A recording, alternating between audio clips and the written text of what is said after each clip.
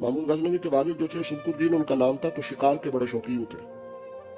शिकार करने के लिए जंगल में जाया करते थे, कुछ बेचा करते थे, कुछ खा लिया करते थे। कहते एक दिन मैं सुबह गया, शाम तक मैंने शिकार ढूंढा पर मुझे कोई चीज ना मिली। असर का वक्त हो गया तो मैंने ना एक हरनी का बच्चा मेरे हाथ आया, मैंने फटाफट उसको अपने उठा के घोड़े के आगे रखा और मैंने सरपट घोड़ा दौड़ा दिया। बच्चा बड़ा प्यारा था, उसको लेकर मैं तेजी से जंगल से निकला के कहीं शाम ना हो जाए। कहते बहुत तेजी के साथ जंगल से बाहर आया, तेज भगाते भगाते पलट कर मैंने देखा ही नहीं। जब सारा जंगल गुजर गया, आबादी आई, जरा सस्ताने के लिए मैं रुका, मैंने पलट के देखा तो वो हरनी जिसका मैं बच्चा उठा के लाया था वो भी मेरे पीछे पीछे भागी आ रही। कहते मैंने पलट कर उसकी तरफ देखा तो उस जानवर की आंखों में ना अजीब सी मेरे लिए, मेरे हक में अजीब सी गुजारिश थी, गोया माँ मिन्नत कर रही थी कि मेरा बेटा वापस कर दे। कहते मेरा यही कारोबार था, जानवर लाना, कुछ बेचना, कुछ खाना, शिकार करना, यही मेरा कारोबार था, यही मेरा शुगल था, यही मेरा शौक था। और सुबह से शाम तक एक बच्चा मेरे काबू आया। सुबकुद्दीन कहते हैं कि उस माँ की आंखों में अजीब सा, यहाँ तो हमारे देहाती माहौल में आज भी ये रस्म पाई जाती है, नाराज हो गई अम्मा, सारी रात वो बेदार रही, बच्चे पाले उसने। तो ससुर साहब कहते हैं पकड़ लो बच्चे, भगा दो इसको, अल्लाह से डर ना, तू बच्चों को माँ से जुदा कर रहा है, तो सोचा ही नहीं, रख लो बेटा और बेटी और इसको चलता करो, खुद तड़पेगी तो आ जाएगी। महमूद गजनवी के वालिद कहते उस माँ की आंखों में मैंने जब वो तजस्सुस देखा तो एक मिनट में मैंने फैसला किया। कहते बच्चा मैंने जमीन पे छोड़ा और बच्चा दौड़ के माँ के पास चला गया। माँ ने उसे लेके ना टांगों में उसको चूमा, उससे प्यार किया, अग्नि प्यार करने लगी। फरमाते फिर मैंने देखा कि वो माँ बेटा जंगल की तरफ चले, थोड़ा सा आगे जाके तो वो हरनी फिर लौट आई, मेरी तरफ उसने देखा, यूं लगा जैसे मेरा शुक्रिया अदा कर रही है। और कहते हैं उसकी आंखों में मैंने अजीब सी रोशनी देखी, वो तो लौट गई, पर जितना सुकून मुझे आज हुआ जिंदगी में पहले कभी नहीं हुआ था। मुझे यूं लगा जैसे वजूद के सारे बोझ उतर गए। मैं घर गया, वुजू की और इशा की नमाज की नियत, असल मगरिब तो रस्ते में हो गई, इशा की नमाज पढ़ी तो इतना लुत्फ सजदे में आया जितना पहले कभी नहीं आया था। कहते उसी वुजू में, इशा के वुजू में सो गया, मेरी आंख लगी थी कि मुझे मदीने वाले रसूल का दीदार नसीब हो गया।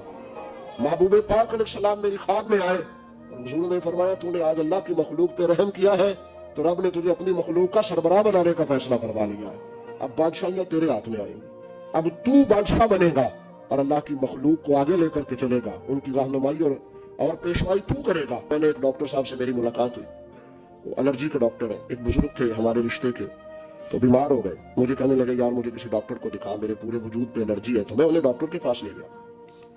डॉक्टर साहब ने उनके पैर पे बहुत ज्यादा जख्म था, तो उठा के ना तो उन्होंने ना अपनी गोद में रख लिया। डॉक्टर साहब ने, स्पेशलिस्ट डॉक्टर, और रुई लेके जब उन्होंने साफ किया ना उसका पैर, बाबा जी आपको कुछ भी नहीं, आप तो ऐसे टेंशन ले गए, कुछ भी नहीं, ये कोई मसला है। फिर उन्होंने अपने हाथ से जब दवाई लगाई और बाबा जी को थपकी दी तो बाहर निकल के कहने लगे पुत्र मैं तो दिया गला नाल ही सही हो गया, मैं तो ठीक हो गया इसकी बातों ने मुझे।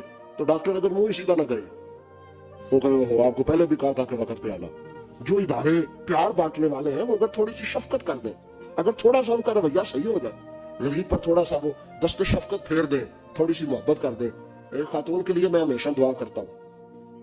आज के एक सफर से मैं वापस लौट रहा था तो PIA की एक बहन मुलाजमा, उसको मुझे जब याद आती है तो मेरे दिल से दुआ निकलती है। बूढ़े बूढ़े लोग हज करने जाते हैं ना, तो मैंने देखा कि वो खातून उनको पकड़ के लाती, सीट पे बिठाती, बेल्ट नहीं बांधना आता तो बेल्ट बांधती, फिर उनको पूछती कि आपको कोई तकलीफ तो नहीं, और फिर उनकी जुबान में उनसे गुफ्तगू करती और उनको समझाती सामान सारा रख लिया है।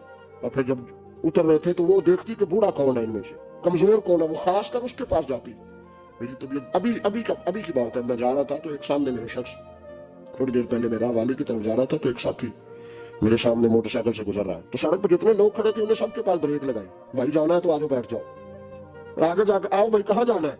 एक आदमी को बिठाया तो आगे छोड़ा, अब वो कर गया जो उसने करना था, हो गई बात, लेकिन खुतबा जुमा में उसका जिक्र हो रहा है, यहाँ उसका जिक्र हो रहा है। तो बात तो मुख्तसर सी है ना, बात तो छोटी सी है तो तेरे दो जुमले है, तो छोटी सी तेरी बात कि तुझे बाबा जी आओ मैं आपको सड़क क्रॉस करा देता हूँ, बैठ जा मेरे साथ, कहाँ जाना है। इतनी लंबी बात नहीं भाई, लेकिन शर्त यह है कि तेरी तबीयत में नरमी हो, शर्त यह है कि तुझे अल्लाह की मखलूक से प्यार हो, तू उन पर तरस खाए, तू उनके लिए तवज्जो के जज्बात रखे, तू थोड़ा सा उनके साथ रवैया अपना ठीक करे। हमारे मिजाजों में सख्ती, और दिन ब दिन वो सख्ती इतनी बढ़ती चली जा रही है कि घुटन का माहौल है। आप यकीन करें कि लोग सिर्फ उस हद तक सलाम लेते हैं जिस हद तक किसी को कोई जरूरत होती है, उसके बाद लोग भूल जाते हैं।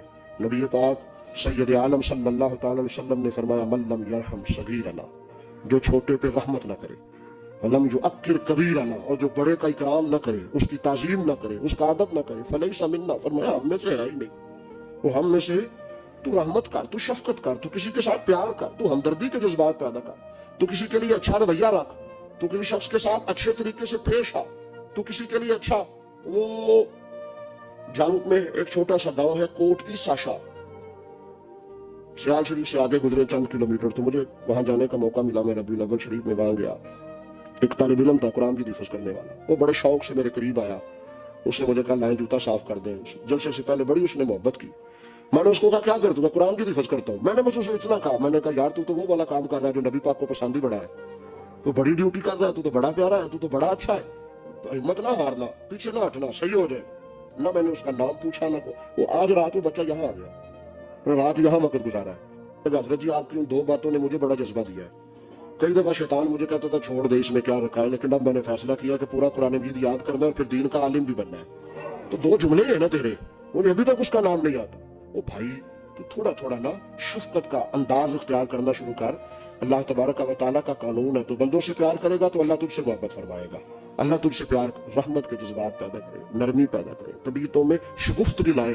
پھول نرم ہوتا ہے، سختی سے تو مرجھا جاتا ہے، تو اس کا مطلب ہے کہ پھولوں والی طبیعت، پھول کھلے تب رہتے ہیں جب نرم رہتے ہیں، سختیاں کرو گے تو پھول بھی مرجھا جائیں گے۔ دعا ہے مالک کے حضور اللہ سمجھنے کی توفیق عطا فرمائے۔ آخر دعوانا الحمدللہ۔